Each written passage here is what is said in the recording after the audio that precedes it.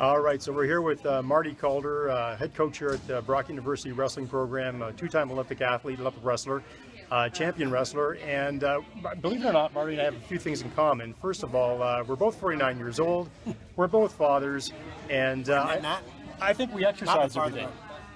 Absolutely, twice a day. This is my second workout today. So what's kind of interesting is when we talk to other adults in their 40s and 50s, wrapping their heads around the concept of working out every day, the self-motivation to do that is kind of what our website's all about. And when you were younger as an athlete and you were competing at a national level, what were some of the tricks that you used to motivate yourself every day to work? I mean, we think it's obvious, but maybe you can share some insights just on the motivation, self-motivation side. What did you do to convince yourself to get up every day and do the work? Well, to me, I had to buy into that it was going to make a difference for me, in different ways, and result-wise, improve my fitness, my mental health, all those sort of things that were important to me. That all evolved into, allowing me to perform well. Mm-hmm. So, the motivation as far as being a high-performance athlete is a nice little touch. That you wake up every morning dreaming of winning a gold medal, and that you have to work for it, especially in our sport. So, and in yours as well, right? I mean, we're used to putting in extreme amounts of time and energy and effort and all that stuff. So. And that's where it gets interesting, because once you sort of retired from the sort of elite level, what's your motivation every day now to continue to train? Now that you're 49 years old, I mean, you don't have to train every day. Why do you? Well, and a lot of people don't. I just choose to because I think it improves the quality of my life. I enjoy, and it's changed. It hasn't been like it's a different dynamic, the fitness concept. So I do a lot of stretching and things like that to stay limber and be able to swing the golf club, which I enjoy. So it's functionality.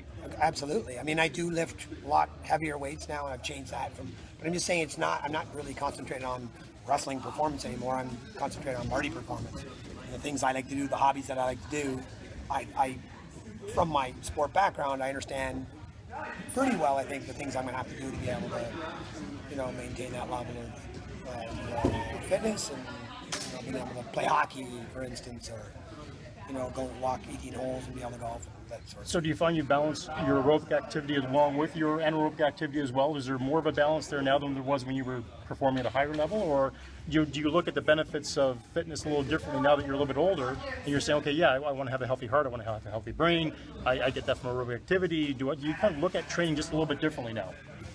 Yeah, absolutely. Because before there was a purpose as far as winning a gold medal in the Olympics, yeah. And a benefit from that was, hey, I was fit from training, doing Yep. all the training.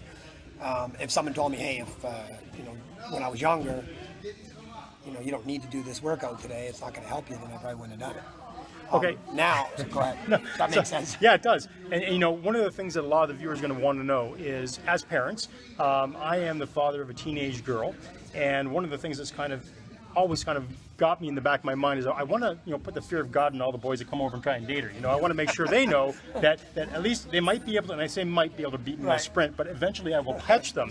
So they all know, as an athlete, I'm still fit enough to hold my own with these guys. And one of the fun things I thought you could show us how to do is maybe for all the dads out there, show us one wrestling move that we can put on these guys, just so we put the fear of God into them, but we don't go to jail. Well, usually it's just the look, isn't it?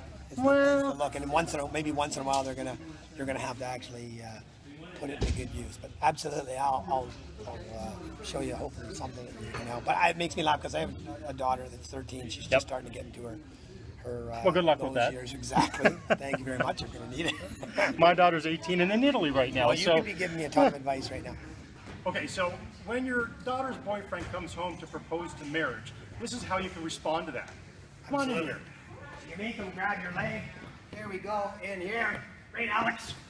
Into this flail who showed me tonight. And wham, wham, wham. Or maybe you shouldn't do that. Maybe you can just say, I'll never come back to the house again. But, yeah, I mean, really for me, just going back to the fitness thing, I think it's a huge part of my life now. I don't have to exercise, but it makes me a better coach. It makes me a more motivated coach. It makes me a more motivated human being.